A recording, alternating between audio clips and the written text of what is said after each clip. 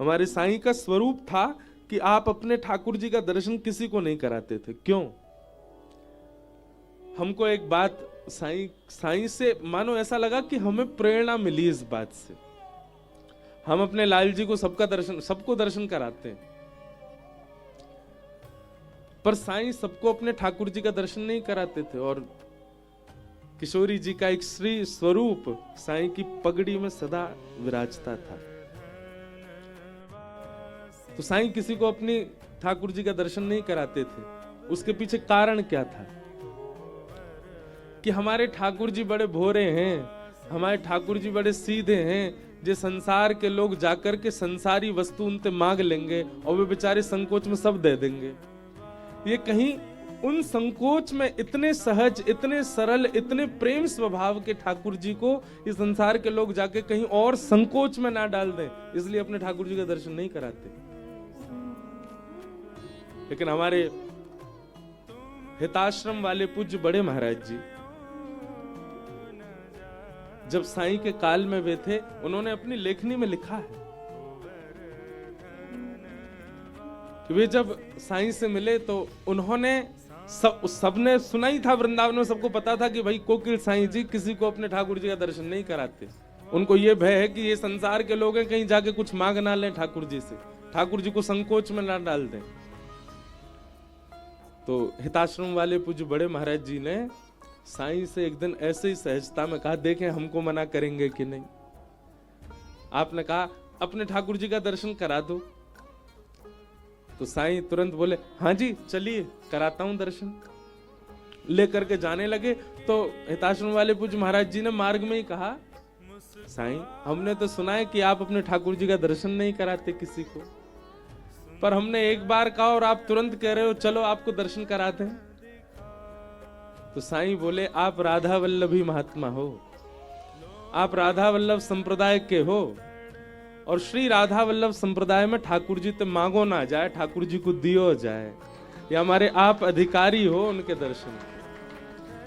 आप पे हमें भरोसा है कि आप कछु ठाकुर जी से मांगोगे नहीं, आप दे के ही आओगे। इसीलिए यहाँ इस आंगन में सब आशीष ही देते हैं, सदा प्रसन्न रहो। यहाँ पूरी दुनिया में हम कथा करने जाते हैं, सब जगह लोग हमको प्रणाम करते हैं, पर साईं के आंगन में यहाँ सब हमको आशीर्वाद देते हैं, महाराज जी खुश रहो, महाराज जी प्रसन्न रहो। यहाँ ठाकुर जी को भी दिया जा रहा है, आत्मसमर्पण का भाव है यहाँ पर, मांगने की स्थिति नहीं।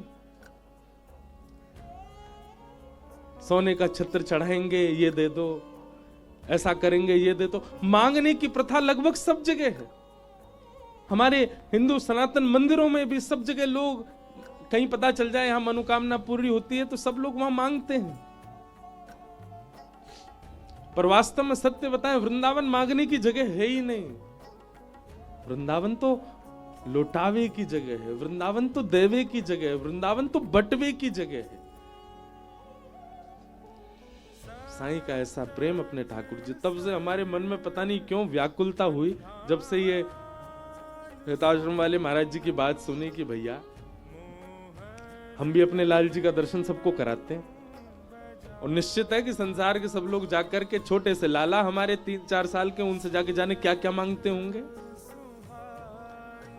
तो इस कथा से हम एक नियम बना रहे हैं, यही साईं के आंगन से, कि आज के बाद हमारे लाला को दर्शन करोगे तो आपको सौगंध है कि उनसे कुछ मांगोगे नहीं। कुछ नहीं मांगना है। तो जो भी दर्शन करने जाएंगे लाल जी का, हम सबको कसम दे के भेजा करेंगे उन्हीं की, तुमको तुम्हारी सौगंध है अगर तुमने ठाकुर जी से कुछ मांगो तो। नेक्स्ट लाला हमारो, ये लेख क्यों आया मेरे सामने, ये बात मुझे क्यों पता चली साईं के आंगन में आने से पहले। मानो साईं ने कथा प्रारंभ से पहले ही दक्षिणा दे दी। बोले अपने लाला को ने हृदय में छुपाए के रखो, ये सब संसार के लोग कछु मांग सके उनते, जैसे साईं ने श्री जी को छुपा के रखो अपने पास। ऐसे भैया अपने अपने ठाकुरन को भी खूब सजाओ धजाओ, खूब आनंद से उनको तैयार करो, पर अपने पास ही रखो, छुपा के रखो।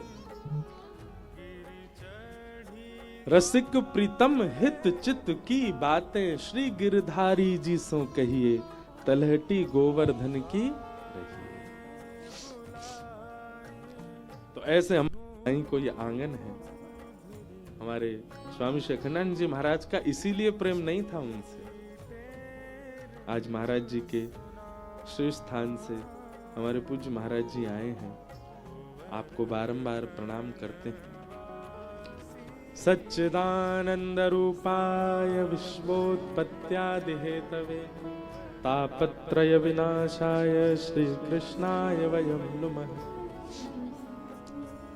3 रूप, 3 गुण और 3 कर्मों की चर्चा महात्मा के प्रथम श्लोक में है। बहुत ध्यान से सुनो सब लोग। हमारे वृंदावन के रसिक जन आज्ञा करते हैं, सत्य, चैतन्य और आनंद 3 रूप बताए ठाकुर जी के। ओम तत्सत, ये 3 शब्द आप कहीं भी सुनते हो तो सीधा अर्थ लगा लीजिए कि ठाकुर जी को अंकित किया जा रहा है, ठाकुर जी को संकेत किया जा रहा है। ओम, तत् और सत। भागवत जी के महात्म्य में सच्चिदानंद, सत शब्द से ही प्रारंभ है, यानी सत परमात्मा को जिस दिन आपने जड़ ना मान करके चैतन्य मान लिया, उसी दिन से आनंद की प्राप्ति हो जाएगी। सच्चिदानंद रूप। हम अपने ठाकुरों को हम सेवा करते हैं, सबके घर में सेवा विराज रही है, चाहे लड्डू गोपाल हो, चाहे त्रिभंग ललित ठाकुर जी हो, हमारे गिरधर लाल जी हैं, किसी के यहाँ चित्रपट की सेवा है। आप अपने ठाकुर को यदि आकृति मानते हो, आप अपने ठाकुर को यदि धातु मानते हो, आप अपने ठाकुर को यदि जड़ तत्व मानते हो, आपको आनंद कभी अनुभव नहीं होगा। सत परमात्मा को चैतन्य मानो, वे साक्षात चैतन्य हैं। वे हमारी तरह खामे, वे हमारी तरह बैठे, वे हमारी तरह चले। महाराज जी अभी बैठे थे, सुदामा कुटी वाले, वे कह रहे थे, चर्चा सुना रहे थे। उसी भक्तमाल में कथा आती है धन्ना जाट की। धन्ना जी महाराज, धन्ना जाट जी के यहाँ क्या हुआ, धन्ना के साथ कैसी लीला हुई। एक संत सेवा करते थे शालिग्राम भगवान की, और धन्ना जी बैठ करके देखते थे। उनके मन में आयो कि मैं भी सेवा करूं। अच्छा एक बात और, अगर मेरे मुंह से बार बार ब्रजभाषा निकले तो क्षमा करिए, ये हमारी मातृभूमि है, यहाँ तो ब्रजभाषा में ही कथा होएगी। तो जिनको समझ आए अच्छी बात, नहीं समझ आए फिर भी मुंह हिलाते रहिए। तो चैतन्य पर चर्चा कर रहे हैं।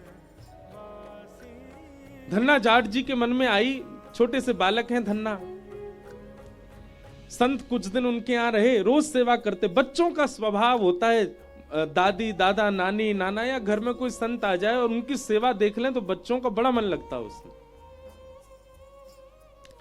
तो धन्ना जी बैठते थे, रोज देखते थे सेवा। एक समय आया, संत का वापस जाने का समय आया, तो धन्ना जी रोने लगे। संत बोले, अरे बालक मैं आ जाऊंगा, तू मेरे पाम छोड़ दे, मैं जल्दी आ जाऊंगा।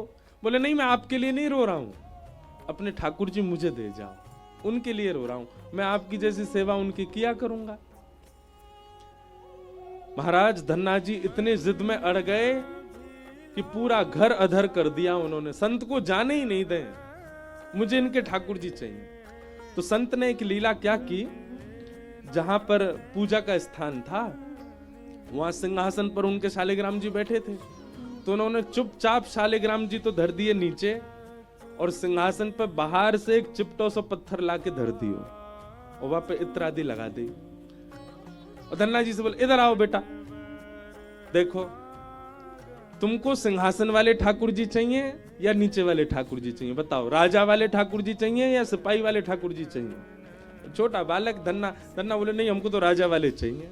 और राजा वाले जो थे वो तो चिपटा पत्थर था, शालिग्राम जी तो नीचे विराज रहे। तो संत ने कही, ठीक है अब ये तुम्हारे ठाकुर जी हैं, ठीक है, अब इस सिपाही वाले ठाकुर जी हम ले जा रहे हैं, वो असली शालिग्राम जी थे संत के। बोले हाँ हाँ हमको राजा ठाकुर दे दो। शालिग्राम जी लेकर के चले गए और वो सामान्य पत्थर गली का ऊपर रखा। अब धन्ना जी उनको ही नहलामे, उनको ही सुलामे, उनके ही तिलक करे, मैया से लड़े, मैया मुझको रोरी दिलवाओ, चंदन दिलवाओ, ठाकुर जी को श्री लगानी।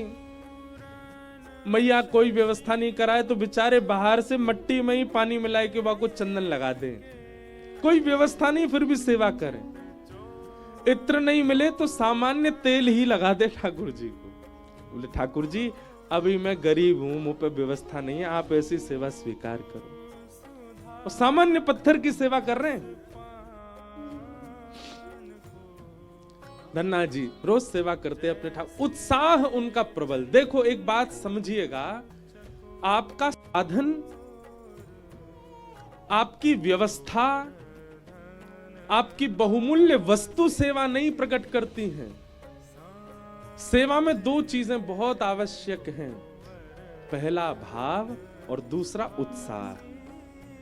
यदि भाव और उत्साह है तो व्यवस्था कैसी है ठाकुर जी को कोई चिंता नहीं। भाव और उत्साह प्रबल होना चाहिए ठाकुर जी के प्रति, और धन्ना जी का वो प्रबल है, भाव भी प्रबल है और उत्साह, उत्कंठा, आलस्य नहीं करते सेवा में। अपने ठाकुर जी को ऐसी मट्टी घिस के वहां में जल लगा के चंदन भी लगा देते। ठाकुर जी चंदन लग गए हो, तेल लगा के बोलते इत्र लग गए हो। बोले भोग कैसे लगाऊं, मैया से लड़ते। बोले पहली थाली ठाकुर जी की निकालो, ठाकुर जी का भोग लगेगा। ठाकुर जी के आगे भोग धर देते, पर्दा लेके ऐसे ही खड़े हो जाते, ठाकुर जी भोग लगा लो। और थोड़ी देर पकड़ के खड़े रहते, फिर वहां के बाद ऐसे पर्दा नीचे करके देखते ठाकुर जी खा रहे हैं कि नहीं। अरे आप तो पा ही ना रहे, जल्दी पा लो ठाकुर जी, अच्छा एक देर और पा लो। ठाकुर जी ने नहीं पाया। धन्ना जी बड़े व्याकुल हो गए, ठाकुर जी आप पा क्यों नहीं रहे हो? दाल में कछु कमी है, रोटी बढ़िया ना बनी, इस सामग्री में कोई कमी छूट गई है ठाकुर जी जो आप पा नहीं रहे हो। ठाकुर जी ने जब नहीं पायो तो धन्ना जी बोले अच्छा धनवानन के यहां पाओ आप, हम निर्धन है हमारे नहीं पा रहे हो। ठीक है मैं भी वचन दे रहा हूं, आप नहीं पाओगे तो मैं भी नहीं पाऊंगा, मैं भूखा रहूंगा। और महाराज धन्ना जी एक रात भूखे ही सो गए। दूसरे दिन प्रारंभ भयो, गुस्सा में ही सेवा कर रहे हैं ठाकुर जी की, खुद तो भूखे रहे, हम भूखों। अरे कम से कम हमारी भूख मिट जाए, वाके लिए खा लियो। ठाकुर जी आज फिर पधराऊंगा, आज पा लियो, मुंह पे ज्यादा भूख सहन नहीं होवेगी। अच्छा देखो ठाकुर जी से लड़ भी रहे हैं, लेकिन धन्ना की जिद कैसी, चाहते तो पा सकते हैं, चाहे तो पा सकते हैं, पर नहीं, लड़ भी रहे हैं और प्रेम भी इतना ठाकुर जी से, जब तक नहीं पाओगे मैं भी नहीं पाऊंगा। दूसरी रात भी निकल गई, धन्ना जी ने कुछ नहीं पाया। छोटे से बालक धन्ना, ठाकुर जी को दया आ गई धन्ना पर। तीसरे दिन धन्ना बोले आज तो मुंह पे सांसें नहीं लाई जा रही, आज तो मुझे घबराहट हो रही है, मेरे पेट में चूहा कूद रहे, ठाकुर जी मेरे काजे पालो। पुनः थाली लेके आए, बोले आज नहीं पायो तो प्राण निकल जाएंगे मेरे। ठाकुर जी पाए लो। और पर्दा करके जैसे धन्ना जी थोड़ी देर प्रतीक्षा करने लगे, इतने में ही महाराज चटकारीन की आवाज आने लगी भीतर थे। कोई अपनी उंगली चाट चाट के पाए रहे। और जैसे ही धन्ना जी ने पर्दा हटायो तो नन्हे से श्री गोपाल जी बैठे हैं और पूरा मोह सन रहा है, हाथन में सब्जी लग रही है और महाराज रोटी एक कवल हाथ में लेकर के सान सान मतलब फैला के खूब प्रेम से ठाकुर जी प्रसाद पा रहे हैं। आहा बंधुओं, असली शालिग्राम जी तो संत अपने संग ले गए थे, तो गली के चिपटे ठाकुर जी धर गए थे। ऐसे ही कोई सामान्य पत्थर रख गए थे, कैसे प्रकट हो गए ठाकुर जी? ठाकुर जी का अस्तित्व किसी विशेष धातु में नहीं होता है, आपके भाव में होता है। आप चैतन्य भाव रखिए तो सही, जिसके प्रति आप चैतन्य भाव रखेंगे ठाकुर जी वहीं प्रकट हो जाएंगे, वहीं से आपकी सेवा स्वीकार करेंगे। और क्षमा कीजिएगा, कितनी भी महंगी, कितनी भी बहुमूल्य और कितने भी बढ़िया कारीगर से आप धातु में ठाकुर जी का निर्माण करवा लो, भाव नहीं है तो वो सदा धातु ही रहेंगे। ठाकुर जी प्रकट हो गए धन्ना के लिए और प्रेम से पाने लगे। कुछ दिन बाद धन्ना जी बड़े हो गए, ठाकुर जी को अपने गोजा बोलते हैं जेब को, जेब में धर के ले जाते गैया चरावे के लिए। और घर से गांव से थोड़ी दूर जाते ठाकुर जी प्रत्यक्ष प्रकट हो जाते और धन्ना के गले में गलवैयां डाल करके गैया चराने जाते थे। ऐसी धन्ना की भक्ति। कुछ साल बाद उन संत का वापस आगमन हुआ धन्ना जी के यहाँ। धन्ना जी के यहाँ आगमन हुआ। धन्ना जी के पिताजी ने कही, ए धन्ना, आज गैया चरावे मत जाइयो, आज गैयाओं को यहीं चरा ले। बोले काहे को? आज गुरुजी आ रहे हैं, बचपन में आए थे, याद है? जाने तो ठाकुर जी दिए। ओहो, मेरे गुरुजी आ रहे हैं। नहीं नहीं, ठाकुर जी गैया चरा लाएंगे, मैं घर पर रहूंगा। घर वाले बोले, जन कहा बात बना रहा है, ठाकुर जी गैया चराएंगे? धन्ना जी थोड़ी दूर गए और अपनी जेब से ठाकुर जी निकाले। ठाकुर जी प्रकट है गए। ठाकुर जी, आज गैया आप ही चराया हो, मेरे गुरुजी आ रहे हैं, मैं उनकी सेवा करूंगा। ठाकुर जी गैया चराने चले गए। धन्ना अपने घर चलो गो। और यहाँ गुरुजी आए, पैर धोए, माला पहनाई, दक्षिणा रखी, चंदन लगायो। अरे वाह लाला, तू तो बड़ा है गयो धन्ना। अरे गुरुजी, सब आपकी कृपा है। और सेवा पूजा चल रही है कि नहीं? हाँ, ठाकुर जी की खूब बढ़िया सेवा चल रही है। नवाए धुवाए के, तिलक फोटा लगाए करके, बढ़िया प्रसाद पवाए के भेज दियो। ठाकुर जी गैया चरावे गए हैं अभी। गुरुजी बोले, हैं गैया चरावे गए मतलब?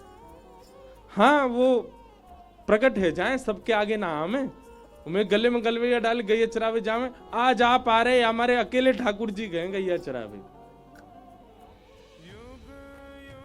गुरुजी बोले, क्या पागलपनों जैसी बात करते? बोले नहीं गुरुजी, आप जो देकर के गए उन्हीं की कृपा है, उन्हीं की सेवा करी।